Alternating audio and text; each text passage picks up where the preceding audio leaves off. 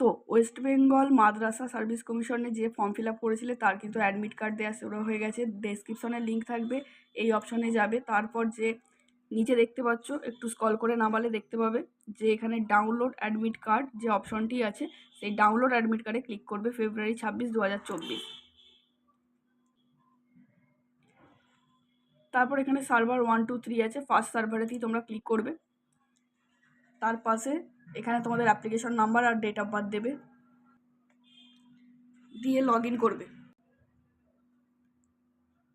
Log in করলে এরকম একটা ডাউনলোড অ্যাডমিট কার্ডের অপশন চলে আসবে। এই ডাউনলোড অ্যাডমিট কার্ডে তোমরা ক্লিক করবে। এখান থেকে তোমরা অ্যাডমিট কার্ড ডাউনলোড করতে পারবে। তো ওয়েস্ট বেঙ্গল মাদ্রাসা সার্ভিস কমিশনে যে ফর্ম ফিল আপ করেছিলে তার কিন্তু অ্যাডমিট কার্ড দেওয়া শুরু হয়ে গেছে। ডেসক্রিপশন